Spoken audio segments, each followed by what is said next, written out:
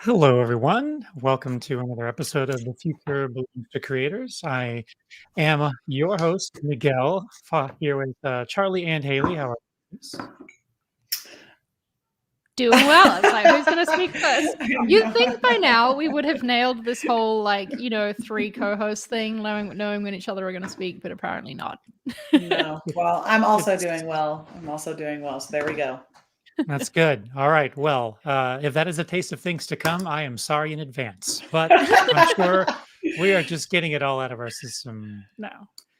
Anyways, I am so thrilled about our topic today because today we're talking about something that is something I think about kind of often, and I think we've always we've beat around the bush on this one a little bit on our podcast, and we've touched on certain things about this, but today we're talking about we're kind of looking at wow, man, now I can't talk.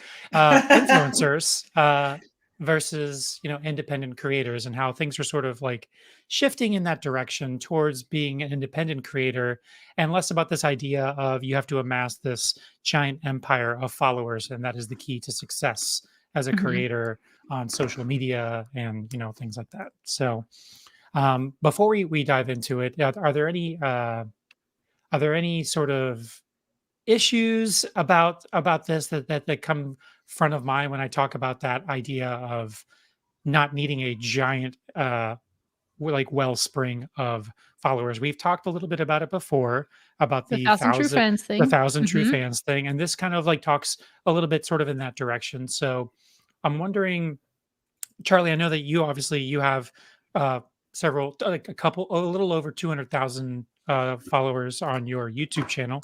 So you kind of have a nice wellspring of following that you've cultivated over time. So would you say that you are an influencer at that point, or you are not quite, that you're just somebody with a lot of followers? I mean, where would you put yourself as? Yeah. So I don't know if you said yet, but we saw this article on Fast Company that was about right, the independent creators versus influencers. And what I found really interesting about this article, and maybe we can go through these 4 pillars that they laid out, is that they sort of have tried to define what an independent creator is versus an influencer, which Mhm. is, like you said, something we've talked about a lot on the show before. And I think looking at their definition, I am definitely trying to be more of an independent creator than I am an influencer. And I think I'm in this weird middle ground where my audience isn't big enough to be an influencer, in the true like influencer sense. Like, I think I can't remember what number episode it would have been now where we talked about it, but I think every creator has influence, but influencer, quote unquote, as its own title, is definitely something that some people go after and intend on being, and that is very different from being a creator as we define it. But yeah, I related to these 4 pillars that it said, so I don't know, maybe we could go through them. Yeah, and we'll definitely get to them, but I kind of wanted to set the stage a little bit. Um, one of the reasons I think that is a little bit more appealing for the normal sort of influencer, I mean, sorry, independent creator, is a little bit more tenable to do it this way, is because, if you're trying to build a business on something, you want kind of firm ground. And there's something inherently sort of shaky about building your business on the idea of there's this algorithm that is determined Yeah. by people by things that you don't have control over, and you're constantly kind Yeah. of like shifting and trying to like navigate down this river that is an algorithm, and you never quite know what's coming. Obviously, a few weeks back we had that outage, the Facebook outage. So Instagram, Hmm. Facebook, those things were just gone. So bye bye algorithm at that point. Bye bye. A lot of people didn't even Bye bye have platform. Yeah. bye bye platform, right? So people were just kind of, and I heard stories about people that just didn't do business for those several hours Hmm. because like it was just gone. And then there's just this reality of, obviously we talked about this as well, which is this sort of content treadmill where you're feeling to have you constantly post in multiple pieces of Hmm. content, sometimes in a day, in multiple different places, not just in one platform. Many people will be on Facebook and Instagram, Twitter, whatever. And then at the end of the day, the financial reward for all that work can sometimes not be what you hope for. Yep. So talking about that, you mentioned these 4 pillars of independent creators. So let's start with the first one, and the first one is owning your audience and content. And we've talked Hmm. about this idea of owning your audience before. Can you tell me a little bit about that, Charlie, and what that means exactly to own your audience? Yeah, to me, it means that I can get in touch with them no matter what the platforms are deciding to do, right? Hmm. Like, Instagram's down. That's okay. I can still reach my audience. And it also means that it's like sort of platform agnostic, the way in which I can reach them too. So I'm not relying on only one certain platform in order to reach them. And so I would say that, like, obviously, I'm going to say this because I work at ConvertKit, but obviously an email list is a great way to own your audience because I have everyone's Yeah. email addresses, right? Um, like, I could choose to move them to any other platform. I could choose to like literally take an email address and send them a direct message through my Gmail account if I wanted to, you know, because I have that information, and that information is not something that, a term that I really liked in this article, they called it big social. That's not something that it gives you. It's like, wow, we're at that point where we're comparing these social media sites to, like, the big pharma companies. Well, yeah, their influence is far and wide, much like a pharma. So I Hmm. suppose it's a fair comparison. I have thoughts on this. For those of you who are you're watching this live, you'll notice that I took a brief. Uh, I ran out of my office. That's because my dog was out front, so I had to go get my Uh-oh. puppy that was out front. So I missed a little bit, but I'm back, friends. Hey, hey. Hey. So on this first pillar, the one thing that I think is really important to highlight or to note about email subscribers or Substack or whatever it is, when it's somebody that's signing up, like, these are your actual true fans. We've talked about this Mm. before, but I follow thousands, oh, maybe not thousands, but a lot of people on Instagram, and I'm a casual follower of those people. I'm not a diehard fan of any one of those people that I follow on social media because I just don't care enough. I'm like, oh, this is cool. Yeah, okay, I'll follow you. Maybe I get notified, maybe I don't.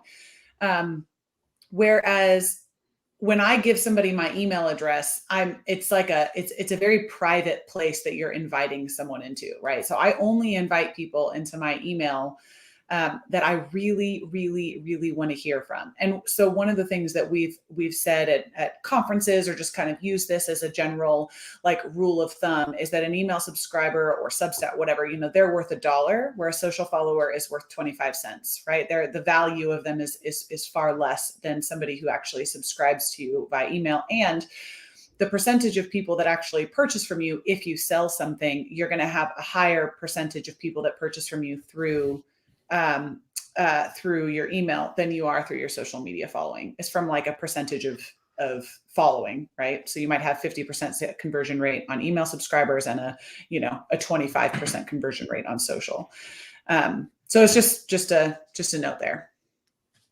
Yeah, and I'm glad you brought that up, because I'm going to reference that later, because there's something about one of the other pillars that kind of touches on sort of this idea of like, comparing the worth of a follower on one place as opposed to another. So yeah, we'll definitely get to that. But in addition to subscribers, it's also, I like this idea of uh, owning your content as well. So creators can own their content in different ways. You can have subscriptions, you can have memberships, they can do tips. So you have different platforms that do things like this. You can have recurring memberships through things like Patreon and stuff like that. Tips is something that actually we're launching here at ConvertKit as well, which is pretty fun, where you can directly support somebody and send them a tip, buy them a cup of coffee, that kind of thing. So that's super cool. So the idea that you are owning your content, you're owning your audience, but then I'm not saying do away with social media because they're bad. I'm just saying don't rely on it as like the centerpiece of your business and the way that it's constructed, but more as like a feeder or a funneler to your business. So this is like, it's just a tool to bring people to where you actually want them. Don't just stop and have the conversations and have the interactions on, say, Facebook or Instagram. Certainly have them I'm there, but lead them this way. I'm curious on this. Why do you think that is? This is my thought on this. I think that the way that social media, or the way that influencers like were created, right, is like advertising, right? So you think you have 100,000 people that you're following, and that person has access to 100,000 people, and so advertisers are going to support that person, right? But then the algorithms actually control that, so the engagement rate is low. But having said that, why do you think it is that people prioritize social media as far as like that? Is that a vanity metric? Is that purely just like because that's the way that our society, like everybody looks at things, like they want more and more of everything? Why do you think that we care so much about those vanity metrics versus caring about the metrics, when there's just so many different studies and articles and teaching on the 1,000 true fans model, right? Which I know has been a lot of people have thoughts on it, but why do you think we care so much about that? Do you think that it's because of the idea that you can only have sponsorships, and sponsorships is the real way that people actually make money if they're, let's say, an influencer on Instagram, or maybe a podcaster, right? And they have so many downloads. What leads to this? I think it might be a little bit of it's feeding itself, like the monster is feeding itself in a way, in that, Yeah. First of all, Miguel, what you said about like social media being the feeder, I think is another like difference between an independent creator and an influencer, is for an influencer, social media is the end point. Like it is the product of the main thing they produce. Whereas an independent creator is trying to connect with people on social to tell them about a thing they're working on, a book they're writing, an album they're creating, a course that they're developing. I don't know. There's something else to it. And social media is sort of like a means to an end. It's not the end itself. I think that we have so many influences because, quite frankly, it looks like a fun life to be paid to go travel around and stay in fancy hotels and get free stuff all the time. Like, I mean, that's inspiring to a lot of people who want those things and who see these influencers as having that stuff and see that influencing is the path there. So like, I just have to get the numbers big enough and then the free stuff will come. But again, it's that mindset, right, of thinking of social media as the endpoint, which is very different from an independent creator, which is seeing more from that. And perhaps like, I don't know. I know a lot of influencers, and I'm not saying that they all I'm not saying influencers are bad or anything, but I think that independent creators are trying to build something that's bigger than themselves. Whereas for an influencer, Mm, it's just all about themselves. Yeah, and I think also that is like two sides of the coin. So one of it is like the face value and what you see, and you like you mentioned, Charlie, this idea of oh well, wow, this person gets paid to. Like if it's like a travel blogger or something like that, this person gets paid to go to exotic places and have these beautiful experiences and meet these amazing people, and wow, what a great life that would be. Um, and then obviously that's just what you're seeing. But then the other reason I think to answer your question, Haley, is that you with a platform like Facebook or Instagram for a creator, it's this idea where you have this instant ability to plug into those networks. So it's Yep. like the easiest, mm, shortest Feels route to easier. just Mhm. like how can I multiply the effect of what I do, what I say, what I make, the quickest way, the fastest way, and with the places where people are. So mm, where are people? People are on Facebook. I can make a Mhm. post and I can multiply. People can share, or if you're on Twitter, you're retweeting, and then I'm not the only one talking about it. And eventually, that's essentially what mm, virality is, right? Is people start doing the marketing work for you because it mm. just blows up. Yeah. And even if things don't just blow up, I mean, even if it's a modest reaction, it's still multiplying effort, and it's still just that instant ability to connect with people without with cutting out the middleman. And before social media, there was just media, and if I'm going to get on there, I have to direct a commercial, produce a commercial, buy airtime. Hopefully, people watching TV because that's where eyes are, not computer screens. Hopefully, someone will watch my commercial. Someone will learn my clever little jingle about my business, and then hopefully that's how I'll sell more X, Y, Mm, and Z. But now yeah. with you can just cut through all that and just immediately reach people. So I think that's part of it. Yeah. I think another thing to note though is that Charlie is that I see a lot of influencers becoming creators, right? And we've talked about Oh, this, like cool. the differentiation between the two. But Mhm. a lot of people are influencers because let's say they're funny or they're thought leaders, right? Or whatever the case may be, or they live a lifestyle that people like watching, right? Whatever that is. But what I see is that it becomes a wasted opportunity when you have hundreds of thousands of people that are invested in what you're doing, right? And that would end up, let's say you're a designer, right? And you primarily work with independent clients, or whatever. I was thinking more of like a home designer, but whatever, Okay, okay, okay.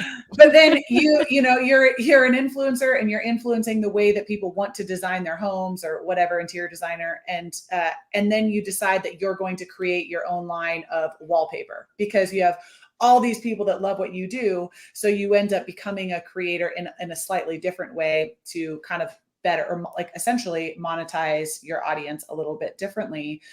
So, I mean, there are thousands of different examples of that, but I think that that's one of the missed opportunities for the influencer community oftentimes, is when they don't take advantage of that because their followers would buy something from them, but they Mm. might still be relying on different types of income streams, right? Like a sponsorship versus creating their own product. I mean, how many, uh, you know, you could give thousands of different examples, but I do think that that's when you start to see influencers kind of push the bounds a little bit of what they're able to do. And then that's when they really start to become independent creators.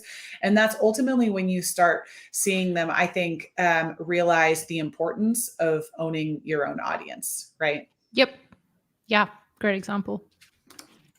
Absolutely. And that kind of leads me onto this next pillar, which is comparing. Or if we're what we're doing here essentially is comparing the idea of okay, how do I get the most amount of people to look at what I'm doing, which kind of is the key that unlocks the success behind an influencer.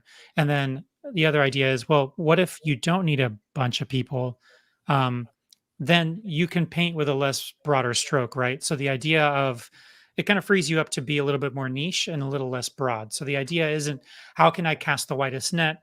And we talked about this before with the thousand, true subscribers Mhm. before, or 5,000 true fans. So the one of the things that I thought was interesting about this article is they were talking about this report, and then the report, it said that in order to earn $1,000 a month, um, they needed someone on Substack needed 229 subscribers. someone on Patreon needed 224, and of course these are averages, right? And then on Instagram for that same amount, 100,000, and then 2 million monthly YouTube views on YouTube. So you can see how that scales up and how much bigger that number gets depending on the platform. So on Instagram, for the same amount of money, I need 100,000 people to follow me, as opposed to getting 224 Patreon patrons, I Mhm. think is what they call it, right? So Patrons. patrons. See, I was close. So it just shows you kind of like that scale, that sort of like exponential amount that you need Mm, depending on what platform you're on and how you're trying to reach people. And I thought that was super interesting because I guess in my mind, I always just kind of had it pretty close to being a one to one. But this talks to what Haley was talking about, where depending on the platform, an email subscriber is worth $1 as opposed to 25 cents Yep. on somewhere else. And this So, also points to that whole feeder thing, right? Like maybe mm, you need that 100,000 Instagram followers in order to get the 224 Patreon followers, right? Because not every single person who follows you on Instagram is going to sign up to your Patreon. And I don't think that's an exact one to one. mm, Like I think I have at one point I had around that in Patreon supporters. I've like trailed off Patreon over the years, but mhm. I had definitely have never had 100,000 Instagram followers. So, you know, mm, it's not exactly this, but I think it shows that feeder concept, right? Where mhm. social media feeds towards the other things. Yeah, I don't think any of it exists in a vacuum, right? I think definitely Mhm. those Substack numbers and that Patreon number is that didn't just happen because it happened. I'm sure they Yeah. promoted themselves somewhere on places Yeah. like perhaps Instagram, YouTube, Facebook, whatever. So the idea, like you pointed out, Charlie, is to kind of lead people to the place where it's happening. And a place like Substack is a place where it's kind of like more your area, like you have more control Yeah. over the levers of what happens in Substack, as opposed to Instagram. Instagram, they're beholden to what's showing up on people's feeds and what's refreshing and what's being presented to people. There's so much that's out of your control, um, Yeah. depending on what social media you're using. Yeah, like Ben said, ultimately, I look at Instagram as just a top of the funnel thing. Same as TikTok, right? Top of the funnel. And certainly there are ways that you can monetize your Instagram, right? Following like that absolutely exists. But as far as really niching down or really getting like the attention of the people that are your truest fans, it's for sure a funnel, top of the funnel. Yeah, tool. And maybe this is why when you asked Miguel at the start, like, which one am I? Where do I feel like I fall into this? Mhm. I feel like for a while with my YouTube channel, I was just in more of the influencer mindset, right? I didn't have a product that anyone could buy to support me. I like wasn't doing a whole lot of other things. I was just making videos. And I don't want to say just because I feel like that's Mhm. valuable in and of itself. And it took a lot of time. But Sure. now I'm like, I'm working on a book and I'm hoping that my YouTube audience will translate to book sales, right? And that the audience I've built there will be the people who, are the right audience for my book as well. And I can be feeding things that way. I don't know why I felt like bringing that up now, but that's just what came to mind as why I found that hard to answer, was because I feel like I don't have all of the boxes ticked for independent creator yet, but I'm getting there. Mm, Right. And then if you think about it, the way we interact with social media is there's many different ways to interact with something that's presented in front of you. I could like it. Hmm. I could share it to a friend. I could save it for later. Some of them have a bookmark option, like Instagram, I think does too as well. So depending on what we do with that content is can be very different. So how many? I can't tell you how many times I've seen something. It struck my fancy, and I thought, oh, you know what? So and so, this made me think of somebody. I'll send it to them Mm, on Instagram and see what they think, and then it helps me spark a conversation with them. Like, oh, hey, remember? Or maybe it's like to a show to an artist that we both like, or something like that. So the idea of how you interact with things on social media doesn't necessarily mean that it translated to a sale. It was just maybe a small piece that sparked a conversation between me and my friend, and then it just devolved into something else, and it wasn't even about that anymore. But the reason I bring that up is when you have a more targeted audience, um, the you're able to market to them, and they when they're interacting in a place like Substack, where you are it's more about the community of people that have those interests. And if that interest is you and what you're doing, that's great. But in a place like Instagram, just because it's on Instagram and it was liked or it was shared, that doesn't necessarily mean that it would translate it into money Mhm. or sale Mm. for you. So people can just leave a comment or like it and then move on. So how we use these platforms and how we connect with other people with that stuff is probably much more important, I think. I don't know. I rambled a little bit there, so I No, no, hope no, I I made that get where clear. you're going. And I think though that there's like Melanie said that like sharing is valuable in and of itself, right? Getting people to share your content, that's filling the top of the funnel and it's expanding Mm. the top of the funnel. So it's Mhm. it's still worth it for a creator to have someone share a post on Instagram or like recommend that a friend follows them on Twitter, because it could mean in the future when they are pitching a product, or like I don't know, if that person gets brought on and becomes a fan, it's giving you more opportunity to lead them down the funnel. To talk Mm. about it in like really cold business terms, but Yeah.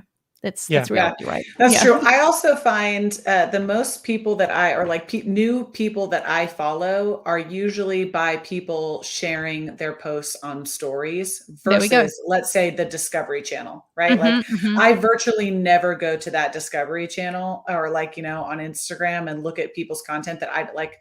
I'm relying on my friends to share something that I want to see. And that's why I spend more time on stories than anywhere else. Yep. And there's actually this idea of like how we interact with stuff actually kind of leads us into the third pillar, which is cultivating communities, not audiences. Mm. I So liked this one. so the idea of so an influencer needs an audience to be successful. They need that is the backbone of what they're doing, right? But as creators, I would say that cultivating a community is far more valuable than just having a random audience. So let's break that Mm. down a little bit. So through something like memberships and subscriptions, a creator offers for their community the community and their members more more opportunities to engage, more events to attend. That these are all aimed at bringing the group closer together. It's not just about buying my thing, it's about you all interacting with each other about the thing, which is way different than just people who are tuning in to see the thing that I'm doing this week. Hmm. Mm. Yeah, what I liked about the description was that a community has its own energy, whereas an Mm. audience is more like they're a group of people who are all waiting to see the next thing that you do. Whereas an energy like is a thing in and of itself. And I don't think that I would define a community as just something that is a paid membership or subscription or anything like that. I think I've seen loads of creators build communities around their content. Um, and it generates more true fans, right? Because people Yeah. can feel that sense of connection to the other people in the audience, um, more so than it's just like, oh, we're all here to see this latest post or whatever like that. If a creator can generate conversation and make people feel like they're a part of something by following the creator, by interacting with their things, then that leads to more for everybody involved. Honestly, I think it's more valuable for Mm. the people who are watching as well in that sense. I think that that is actually one of the best things that Facebook has done, right? The Facebook is good at a lot of things and not great for a lot of other things. But I think that one thing that Facebook does really, really well is it allows people to have conversation inside like private community groups, right? That are centered around memberships or whatever the case may be. I don't particularly love Facebook for a lot of different reasons, but that's one thing that I think that it does. Yeah, that's one thing that I think it does exceptionally well. Is I think it's a great place for a community of people, like if you're in a private group, to kind of foster and really get to engage with one another. And they've been at it probably more, longer than anyone else has. So it makes sense why they're good at it. I guess what I'm saying is I don't think it even has to be like a private thing that you choose to join. I think that a creator can build community simply like even in the comments of their videos, like Mm. by having in jokes that your audience is in on. Like I think of a Mhm. lot of podcasts that I listen to where I feel like I'm a part of the community, even though I'm like, I've never joined a Facebook group or like, um, you know, paid for membership or anything like that. I went to a live show, for example, of My Favorite Murder. I don't know if any of you have listened to that podcast. Oh Miguel, yeah, I'm I sure love that you've talked podcast. about your wife being into true crime, so I'm Well, sure that you've ended up yeah, hearing yeah, some. yep. I've heard it in the other Ooh. room a lot. Yeah. Have not heard this one, but I love true crime podcasts. You're Looking it gonna up like this right one. now. It's a big one. And yeah, I went to the live show, and it did, being there, even though like I went with a group of friends who all listened to the podcast as well, so it was like a fun thing to do together. But also just, being in a room full of other people who like this same creator, like these creators like this show, felt really cool, and it felt like I was a part of something. And so yeah, I think there's that as well, that you can build community even without having a community noun, if that makes sense. Mm. And that community affects how you consume the content, right? Would you have gone to that Yeah. show alone? Maybe, but probably not. Probably not. Right? Yeah. But the Yeah. idea that there's this community and these people Mhm. that and that always happens. Like most people probably don't get one ticket to a concert, right? Most of the time, you're Yeah. like, "Who's going to go to this thing with me?" And then you Mhm. you Oh, reach see, out I to don't people know. that either you like it, you either okay. Well, I I'll open challenge it you on up. this. I'll open it up. I'll open it up to dissent after I say my point, which is the idea that most of the time you jog your mind for who do I know also likes this, Mhm. or who do I know would also like this. So Mhm. I'm either Mhm. I'm either inviting someone into this niche group, or I'm just using this as an excuse to interact with someone in this niche group. Now, Yep. okay, Haley, tell me how you go to the movies No, alone by this yourself is all the time. yeah, I was gonna say this is more of just a personal thing, but I think that experiencing things alone is really freeing. Like the most recently, I went to Japanese breakfast alone because they had a Tree Fort Music Festival here in Boise. And it's just like a freeing thing to like be there and be doing something alone, but in community with a bunch of other people that maybe you don't know that you all Yet. enjoy Yeah.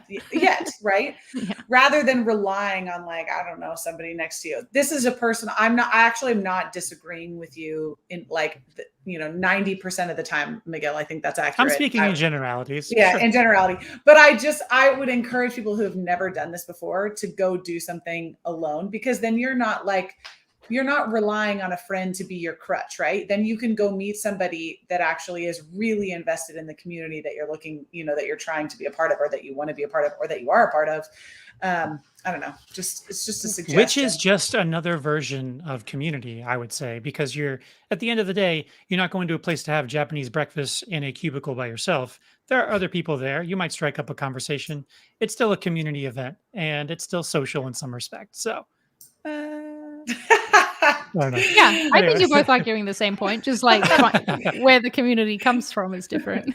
Damn it, Haley, we're both right. All right. I do like going to the movies by myself. Just throwing that out there. Anyways, So good. Love doing it. So this leads us to our final pillar. But wait, which is, before no, okay, I want to. okay. Sorry. But Alejandro asked this question in the chat, and I wanted to bring it up. Do you think it's important for a creator to participate in community before creating one? Ooh, I like that. I would say probably yes. But I also think it makes me think, should we get someone on this show who is like an expert in like community noun with a capital C building to go deeper on this? Because it seems like it's something that the team is interested in. I love that I idea. think that's a great idea. Let's do it. Another app that's really good right now for creating community is Clubhouse. Is it really good right now? No, Is it? You don't think so? I mean, are people still using it? That's my question. I haven't opened it for like 6 months. Okay. I'm just going to say that. I recently reopened it. Okay. And I was surprised to see how many new people in my contact list had joined. Okay. So I think, Barrett on our team, or he's no longer with us on our team. He's still with us alive. Oh, Jesus. He was really heavy into Clubhouse for a while, and a lot of people said that was an audience or a place where it was allowed the fastest growth, right, of all of the social channels. You could grow the fastest on Clubhouse during 2020. Was that 2020 or 2021? I don't know anymore. But anyways, but all that to say, I still think when I have been a part of like a really engaging session on Clubhouse, I've really enjoyed it, and it's one of the apps where I would say I have felt the most connected to a group of people. I don't know, in the last 6 months or so. I feel like I'm feeling the way about Clubhouse that you do about Twitter, where you're like, I just don't get it, man. That's true. that's Like I said, okay. I've been locked That's out okay. of my Twitter for quite some time for There's a no social apparent network for reason. all of So I us. don't know. Yeah. There is no one size fits all as far as social networks are considered. Also, it's a different medium too. I mean, it's an entirely different way of interacting with Mhm. people and content. So, I mean, just because it's not for you or you don't understand it, it doesn't mean it's not great. I've dabbled in Clubhouse as well, and I thought it was pretty cool. Admittedly, like Charlie, I haven't opened it up in a while. But I'm not the most socially network kind of person, anyways, as we've talked about before. But I want to make sure that we at least try to do a decent job at kind of answering Alejandro's question, which is, I mean, I know we kind of all agree that yeah, you probably should. I mean, we can at least agree that it would be beneficial to participate before creating. Kind of like follow a little bit before you consider yourself a leader. I think generally that's good advice. I don't think it's necessarily true. I mean, there could be value in just saying, screw it, I'm just Mhm. going to create a community and lead it the way I think a community should go, and we'll see how it goes. And I mean, whatever. I would just say, like, try to be nimble, and a community that has its own agency to kind of evolve and grow or whatever, and is not overly moderated, I think is the ideal situation. Um, but maybe we should get Haley on here, the other Haley, because she does Mm. community for ConvertKit. So that That might be would pretty cool. she would be awesome for that. Yeah, for sure. Love it. All right. So if there are no objections, I will move on to the fourth and final pillar. Um, the last one is building network effects, not content conveyor belts. So this is a little bit mentioned before, but the idea of kind of like creating a network, creating a community that is kind of self-sustaining, and it's not something that is completely beholden on the next time you drop some new content. And I think that's very much a contrast to the influencer versus independent creator. I think an influencer is probably only as relevant as their most recent things that they've done. Oof. True, but it hurts. Yeah. Yeah. And that's not necessarily true for a creator, especially if you have built a community around fans and people that like what you do and what you make. It's not about the latest thing that you've done. Um, so, and this goes back to that question that you asked before, Haley, about like why people use social media, and it's exactly for this reason. It's to plug into those platform networks, to build these communities, to kind of get your content and your community to kind of do some of the heavy lifting, so that way it's not all on your shoulders. It's not all on, I got to drop a video soon before the algorithm forgets about me, or my fans forget about me, or whatever. Yep, totally. And this ties into we did an episode recently about the content hamster wheel, right? The conveyor belt is kind of just another Yep. maybe brighter way to say it. I don't know.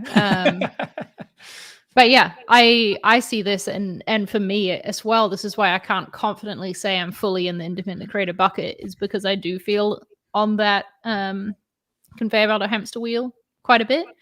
And from reading here, what they talk about is that the idea is not just to like feed the social media sites, but to be building an online hub, a primary place for yourself. And you use the social media sites to get people to that hub. That's something I haven't done well, and that I want to work on more with my website. I feel like I've kind of done this with the Inside Marketing Design site with the release of my new show that we talked about. Was it last week? I think it was. That has access to all the episodes, the podcast, the job board, the newsletter. Like, I'm trying to make it the thing that people can go to and get value from, even when episodes aren't coming out, because they can search for old ones and things like that. But I think I need to do that for my main site as well, so that I can do this network effect thing and not be on a conveyor belt. Yeah.